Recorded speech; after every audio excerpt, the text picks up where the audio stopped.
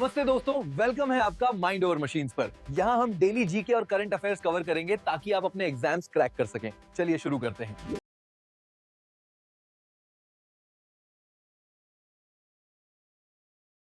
नमस्कार। आज है 12 नवंबर 2025 और जानते हैं एक ही दिन में दुनिया में कितनी कुछ चीजें एक साथ हो रही हैं।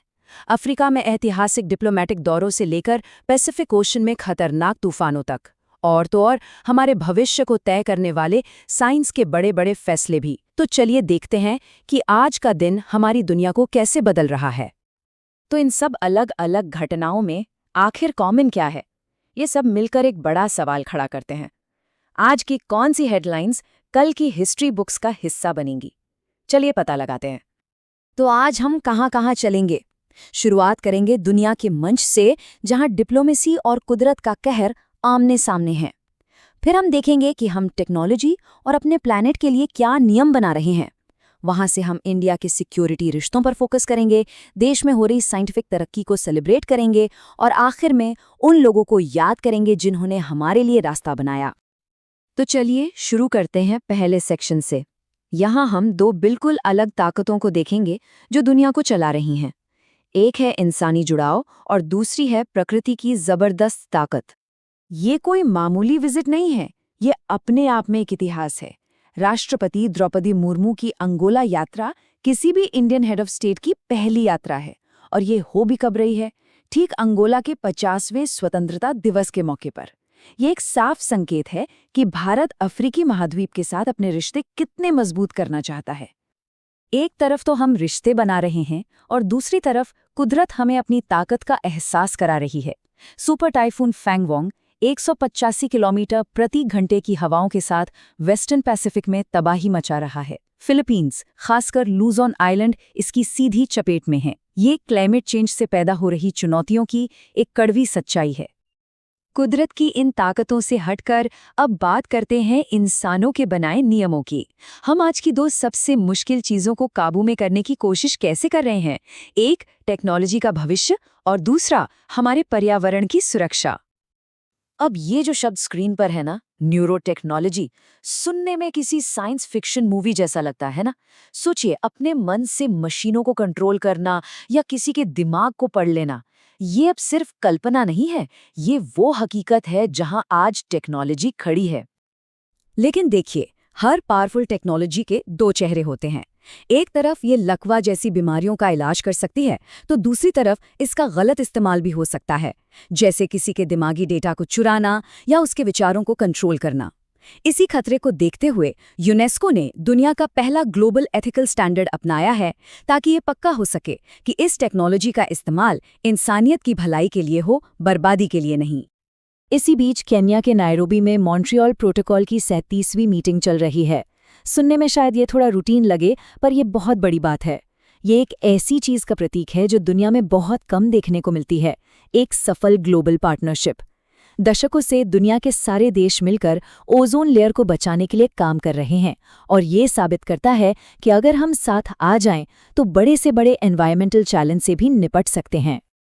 तो ग्लोबल नियमों से अब आते हैं रीजनल पार्टनरशिप पर।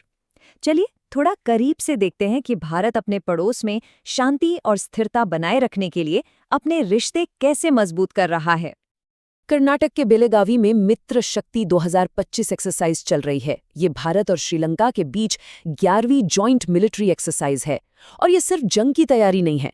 असल में ये सैनिकों के बीच भरोसा और एक दूसरे को समझने का मौका है। यही तो किसी भी मजबूत स्ट्रेटेजिक पार्टनरशिप की असली नींव होती है। डिफेंस से हटकर अब बात करते हैं डेवलपमेंट की। चलिए देखते हैं कि भारत साइंस और टेक्नोलॉजी का इस्तेमाल इनोवेशन के लिए और अपने नागरिकों की जिंदगी को बेहतर बनाने के लिए कैसे कर रहा है। अगले महीने चंडीगढ़ इंडिया के साइंटिफिक दुनिया का हॉटस्पॉट बनने वाला है।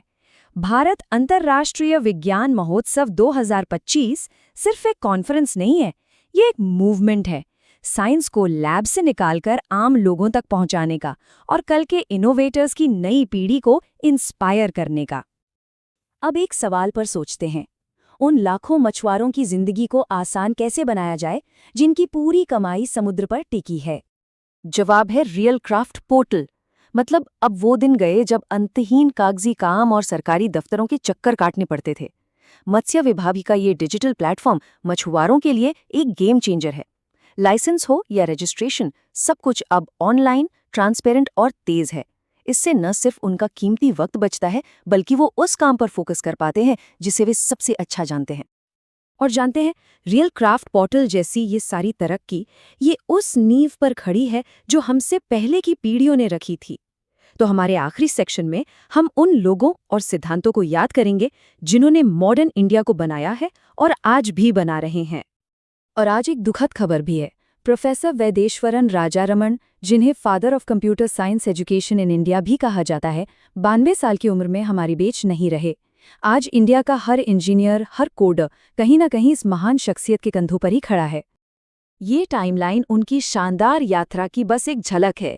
शांति स्वरूप भटनागर पुरस्कार से लेकर पद्म भूषण तक उनके काम को देश ने सराहा, लेकिन उनकी असली विरासत वो अवार्ड्स में नहीं, बल्कि उन करोड़ों स्टूडेंट्स के दिमाग में है जिन्होंने उनकी किताबों से सीखा।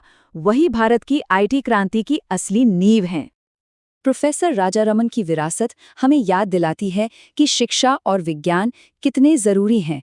और आज का दिन इत्तेफाक से हमें एक और जरूरी स्तंभ की याद दिलाता है, और वो है न्याय। अभी कल ही की बात है, 11 नवंबर को हमने नेशनल एजुकेशन डे मनाया। ये दिन भारत के पहले शिक्षा मंत्री मौलाना अबुल कलाम आज़ाद की जयंती पर मनाया जाता है, जो हमारे मॉडर्न एजुकेशन सिस्टम के आर्किटेक्ट्स में से एक थे। ये एक तरह से सालाना रिमाइंडर है कि एजुकेशन ही हर तरक्की की जड़ है। और थोड़ा और पीछे चलें, 9 नवंबर को तो एक और बहुत ज़रूरी सालगिरह थी। लीगल सर्विसेज अथॉरिटीज़ एक्ट को लागू हुए पूरे 30 साल हो गए। वैसे तो ये एक्ट 1987 में ही बन गया था, लेकिन 1995 में जब ये लागू हुआ तो इसने इंडिया के लीगल सिस्टम को हमेशा के लिए बदल दिया।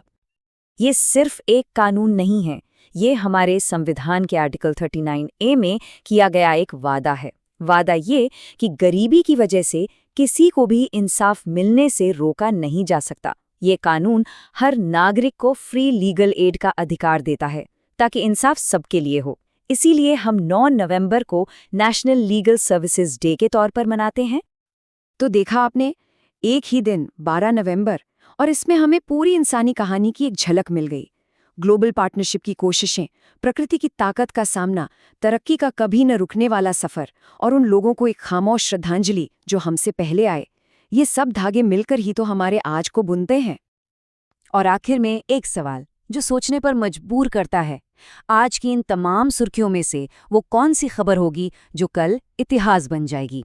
इस पर सोचेगा जरूर।